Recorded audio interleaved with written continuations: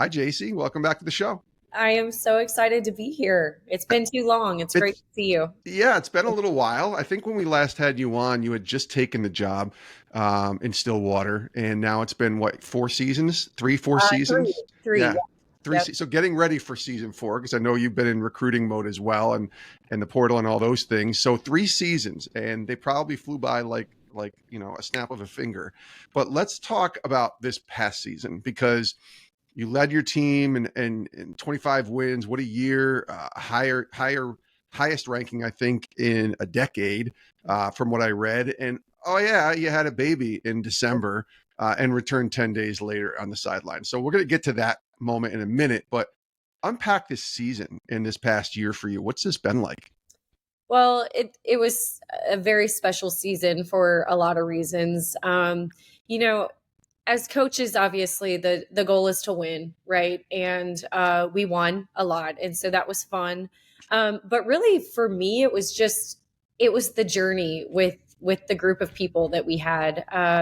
The players were just so bought in. They were so for each other. It was really kind of cool because there was actually a huge faith element Yeah. to our team and to our season that I didn't draw up. I mean, no one can but God. But it was just very organic, organically infused within our kids. And so it really it was just the journey that was like nothing I've ever experienced before. Wow. All right. So I want to talk about the whole becoming a mom thing in a minute, but I'm going to stay with the faith element because you brought it up. Tell me about that. I know we saw some things pop up on social media of baptisms and some really cool opportunities for you to watch your girls, some of your girls grow spiritually in a really cool way. Can you kind of unpack that? Sure.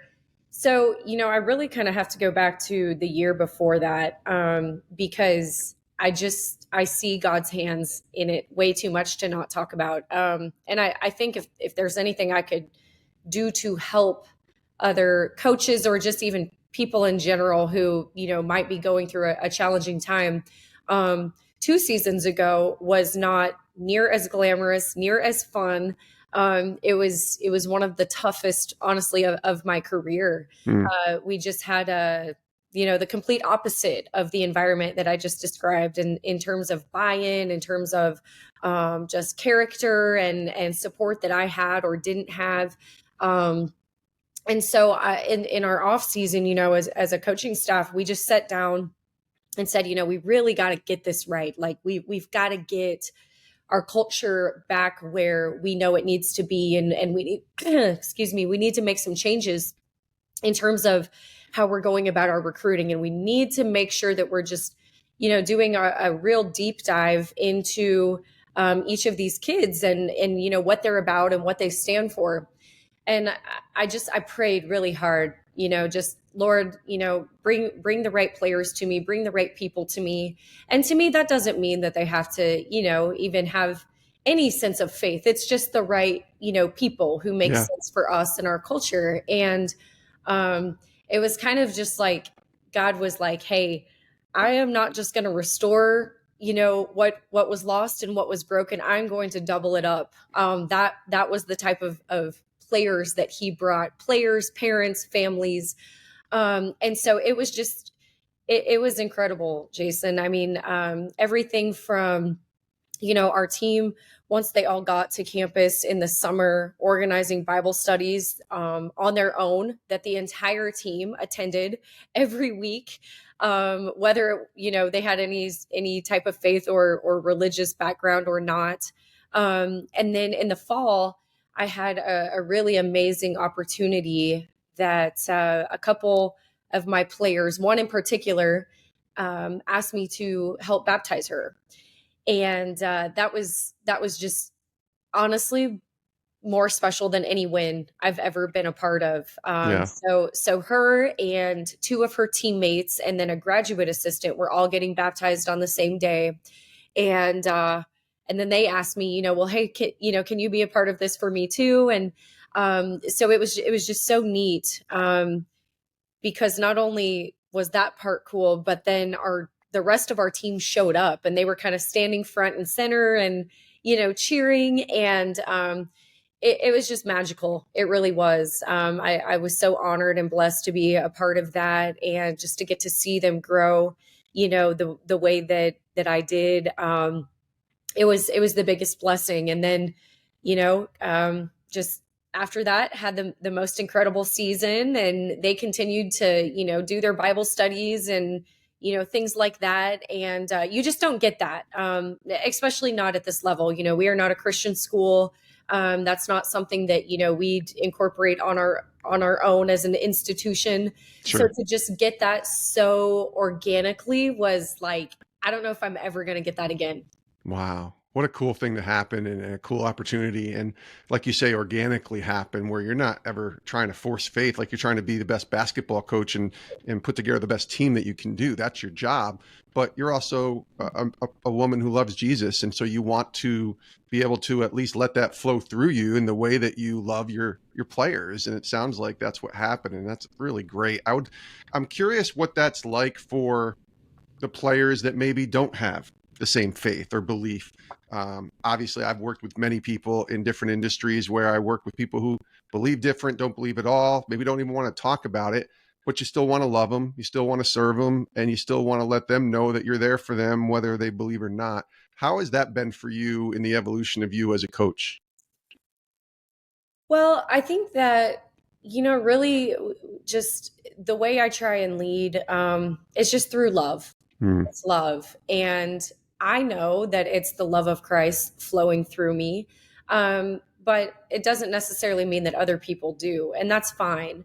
But I think just in terms of, some of those players who maybe don't, have that same belief, um, I'm still going to love them the same. And I tell my players, almost daily, it's my job to tell you truth. I'm a truth teller, and I'm going to love you hard. And sometimes that's going to feel really good. And sometimes, maybe a little bit of hard truth that doesn't feel so good. But regardless, I lead through love. I lead through truth. And so that doesn't change for me. And I think that for those players, to answer your question, I don't think they know the difference in, I would hope they don't, because I treat all of them the same. I love them all the same. And That's I great. think that everyone ultimately, like, they want that in their life, like young people especially, they want to be told truth. I don't think many people tell them truth anymore. And between, just social media and all the things that pull at them, and even parents, I mean, they think they're telling truth, and they come from a good place, but maybe sometimes, they don't even hear truth from them. And so I just really try and let that be my guiding tool. And I think at the end of the day, I don't care what you believe in. You want to be loved. You want to, someone in your life to point you in a direction that's going to help you be at your best. Jacie Hoyt's with us here on Sports Spectrum from Oklahoma State. You become a mom, and obviously that's a big deal. I want to go back a little bit. I want to go to when you found out you were pregnant, and then you have some discussions with your bosses and obviously your husband, and you're wanting to serve both at home and obviously serve your girls and be back with your team. And you realize the due date is coming during the season. Take us back to that. Obviously, it's an exciting moment to find out you're pregnant, but like just kind of managing the expectations and what was coming for your job, but also becoming a mom. Sure. Well, again, I feel like I have to share this part of my story, because if I can help anyone, I wish I had more people that I could have, known that could have kind of helped me. But Yeah. um, my husband and I actually struggled to get pregnant for years and years and years. There was, they called it unexplained infertility, which just meant that nothing, on any test or any doctor's appointment could ever really explain why we weren't able to get pregnant. And that was almost more frustrating, I think, than, Yeah. hearing that there was something that was in my control. But that was about a 4.5 year journey for us. And, just through so much prayer, and thankfully, science and amazing doctors, finally we were able to get pregnant. And so I share that because by the time that we got that news and we got that phone call, I didn't really care when the due date was. I didn't care what my bosses or anyone had to say, because that was such a hard struggle to even get to that point. Mm-hmm. But getting that call was just the most, I mean, I could cry right now just going back to, that day, because it was something that we had prayed so hard for. Of course, I was at work on a recruiting, we had a recruiting visit. And so I got the original call when I was at breakfast with a recruit and her family. And I had to kind of, put my phone down and just try and compartmentalize and stay locked in on the job at hand. But then my husband actually works at Oklahoma State as well, Daniel. And so Yeah. after I'd, got a little break, I said, I need you to come out to the parking lot with me. And we both sat in the car and called my doctor back. And him and all the nurses kind of knew, how hard it had been for us. And so they all got on the phone at the same time and said, congratulations. And, we just sat there and cried and cried and cried and prayed. And then called our moms, of course. Of course. But yeah, so like I said, I didn't really care when the due date was. I mean, I definitely had a moment of like, oh crap, Yeah. how am I going to make this work? But God's timing is perfect, and He's shown that to me so many times in my life. So I don't even question that anymore. But that's not to say it was all easy and didn't come with its challenges once, when the pregnancy really started to ramp up. And then of course having her, right at the start of conference season of all things. So. Right. Oh, well, thanks for sharing all that. I'll share something too. So I relate completely because my wife and I had the same struggle for when we got married. It was many years ago in the late 90s. And then we struggled for 4.5 years of unexplained infertility. And I was new in my faith at that point. My wife, I don't even think was a believer. And I think that this part of this, walking through this, helped her become a believer. But with whatever level, I'm not going to sit here and try to make you cry, and I might start crying too. But I think there was a level of questioning I had with God when I was trying, more for me maybe than my wife. I'm sure my wife had it too, about what are we doing wrong? Were we cursed here? Did we do something? What's going on here? And that's not something you publicly can live out. Like when people see you, you don't sit there and say, oh, I'm so sad that we haven't gotten pregnant yet. You just kind of walk through that together as husband and wife. Whatever level that you're comfortable sharing, what was that like with you as far as your faith goes? And in all honesty, for me, it was like, God, are you even real here? Don't you want me to have the desires of my heart? Did you guys ever struggle with that, or were you able to stay pretty consistent with trusting the Lord's plan? Absolutely. I mean, that's so hard to want something so bad, and something that's good. It's not like you're like, I don't know. It's not like you're like chasing after things that aren't like good and holy and fulfilling and Right. And so, yes, of course. I mean, there was a lot of doubt and so much frustration and honestly even anger sometimes. I think I was far enough along in my faith, thankfully, when I was going through that I can't say I ever doubted, that He was real or, Yeah. anything like that. I was kind of more in a place of, God, just tell me if I'm going to be able to have a baby or not, because if that's not your plan for my life, I will walk obediently in whatever you have for me. But if if that's not the plan, then just make it happen, please. Like, it was just more so like the frustration of just, how do you want me to move through this space, and how do you want me to glorify you in this? Like, I just don't know what the plan is. And like, I remember just telling my mom one time, like, I just wish we could just sit down over coffee and he could say, Jacie, like, you're either going to be a mom or you're not. And then even if I don't like the answer and it makes me really sad, I'll obey, At least right? Exactly. Yes. So that's kind of a little bit more, how my mind worked through it all. Hmm. But I would say, you know, just going back to his timing being perfect, his timing is perfect. And there as many amazing players as I've got to coach, and great groups, and great teams. This team this season, there is no other team that I could have done it the way I did it. In having Harlow, right? Harlow is her name. In having her, you know, at the time that I did, because it just goes back to the village that I was supported by, and that, you know, ultimately is my players. And we were just so fortunate to have a group of people that it was just basketball every day. Like, there wasn't ever drama. There weren't things outside of, you know, just trying to win that I had to worry about. And that's so rare for a coach in a season. You know, like, our job is really just like about 10% coaching, you know, and the games and practices. But that's all that I really ever had to do with this group. Like, they were just so for each other. They were so bought in. They were so businesslike. And now looking back, I'm like, I don't think I could have navigated it the way that I was able to this year with any other team in the country. And I am forever grateful to our players for just the people that they are, the hearts that they had, because they allowed me to be really great at both coaching and being a mom. Love that. Love that. Shout out to God, by the way, because little Harlow, 4 months, I think you said today.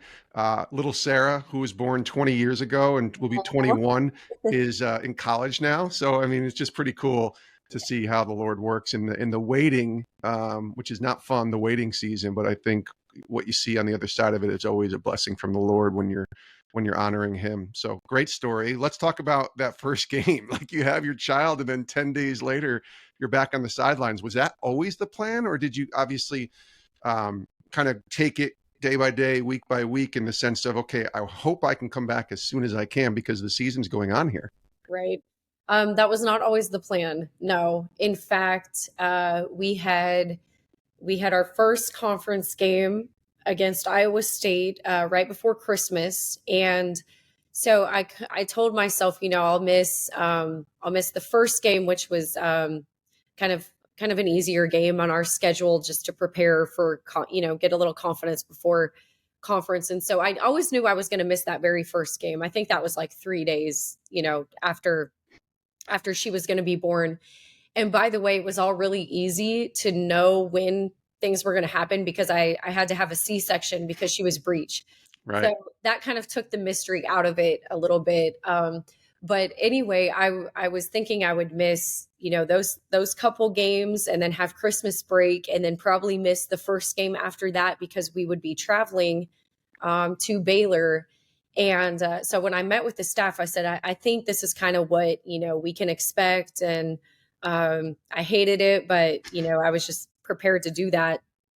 Well, then our team went on a trip to Florida for Thanksgiving, and they played 2 games, and my doctors wouldn't let me fly to that game because it was too close to her due date.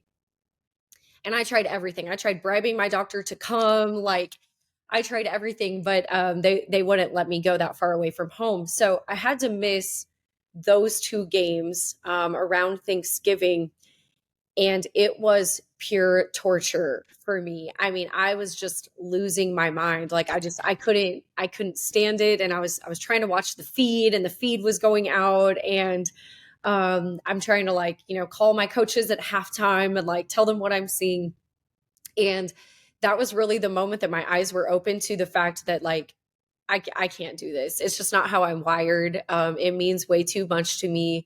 So that was the point in time when I said, okay, the goal is to be back for that first conference game against Iowa State. And I have an ability to kind of just, like, when I put my mind to things, like, I'm a former athlete, right? Like, that's what we do.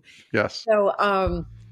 So anyway, from the time that, you know, I had her up until that game came, I mean, it was one of the hardest things I've ever had to do. I don't want to minimize it and make it sound like it was easy.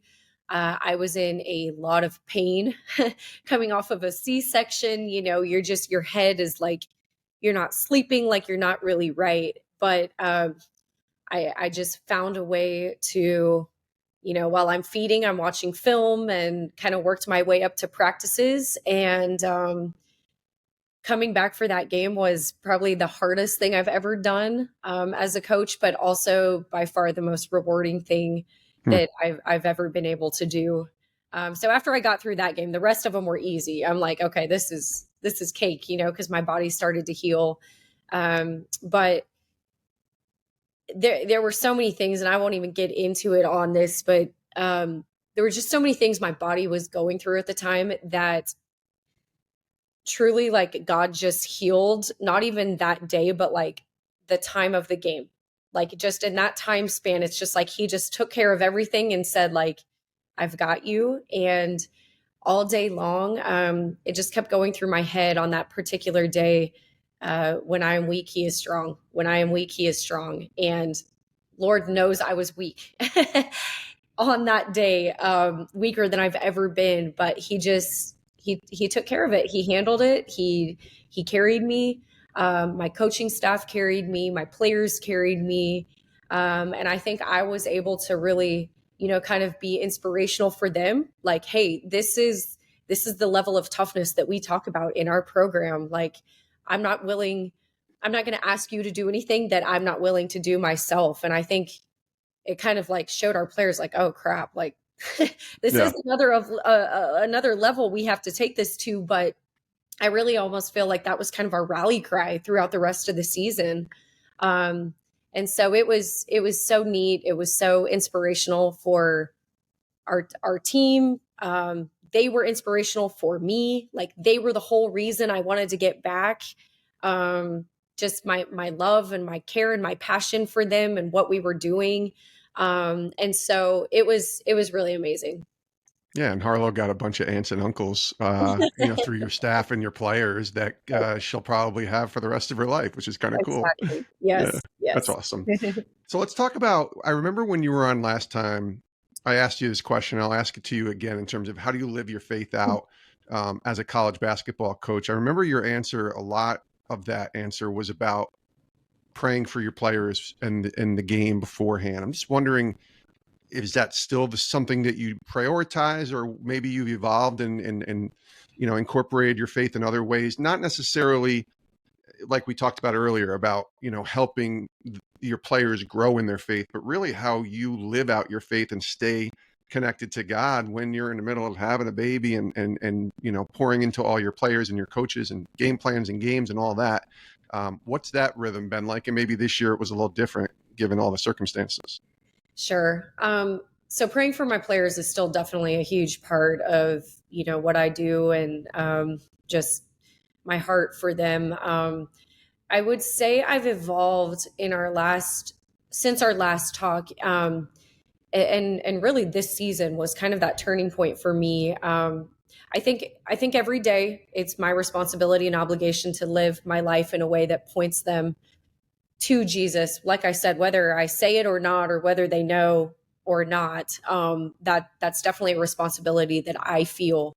But this season has been, because I finally got the gift of sweet Harlow, and something I prayed so long and hard for. And like I said earlier, coming off of a season where I had a team that, quite frankly, I didn't enjoy coaching. Like they were just hard. Yeah.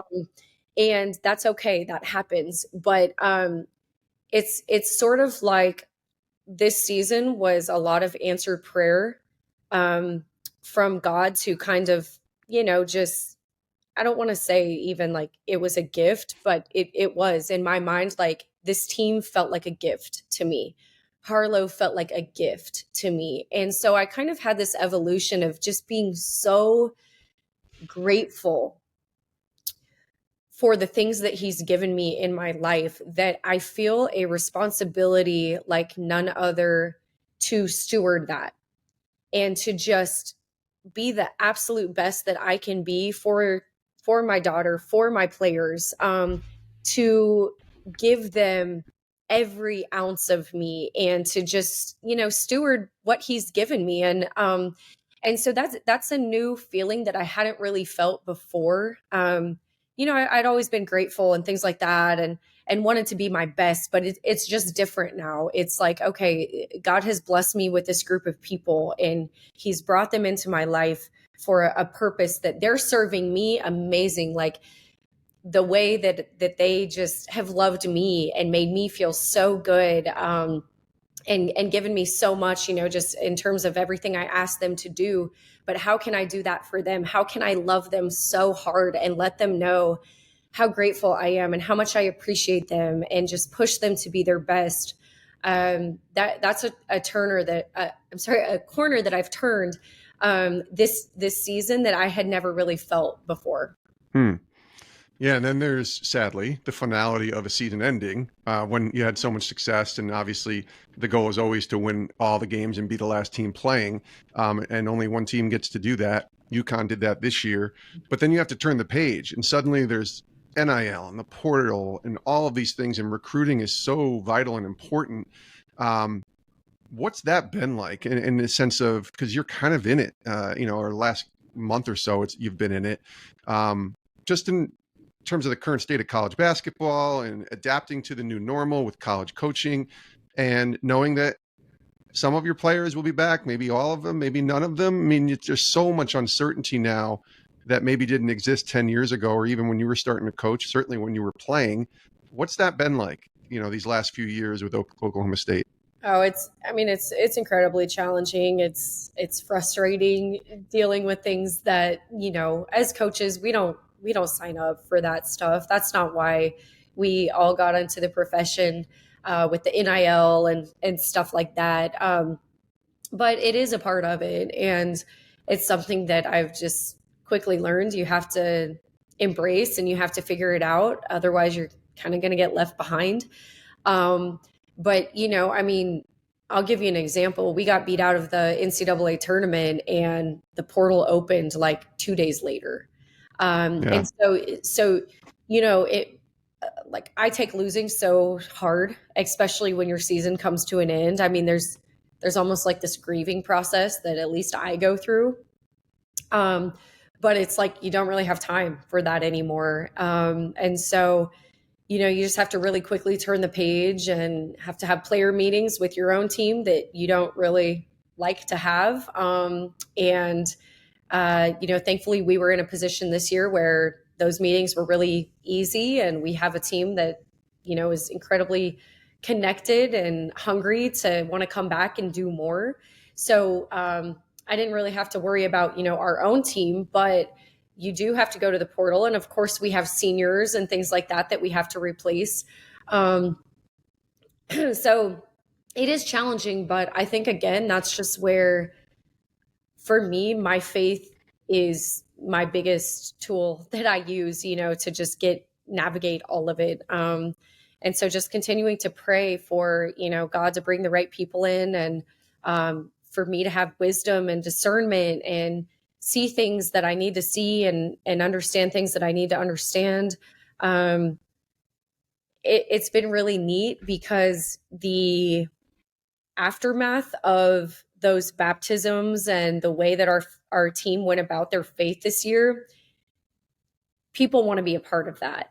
And it's attractive to a lot of people, and I've been really encouraged by that. That was something that I didn't really see coming, or like it wasn't intentional or strategic by any means. But when you get recruits on the phone and they say, "Oh yeah, we saw your baptism video," or, those types of things, and then they want to come be a part of that, that's when you're like, oh wow, this is so much bigger than, even what I thought it was. And when I say God is on the move at Oklahoma State, oh my gosh, like I have story after story. I mean, we've gotten so far at this point. We have 3 of the highest kind of profile transfers that went into the portal, and they came because they want to win and they want to, be at Oklahoma State. But honestly, they came because of their love for Christ and just their desire to be in an environment and a culture like we have.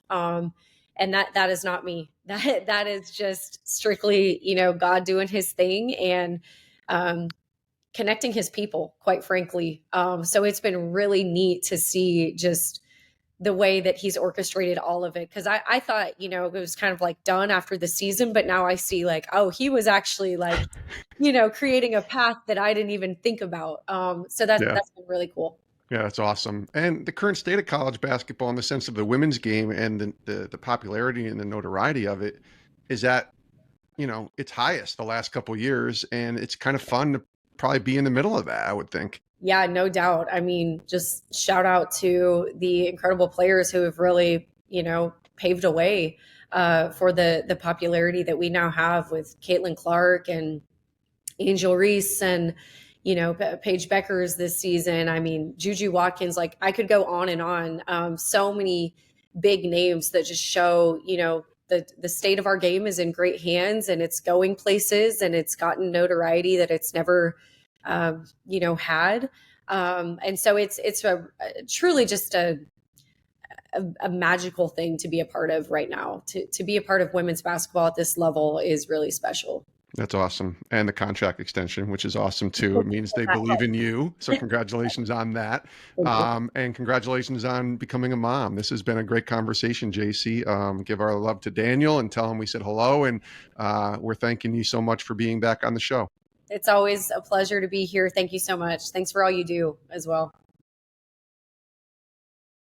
Hey, thanks for watching Sports Spectrum here on YouTube. You can click our next video or you can check out our website, sportspectrum.com.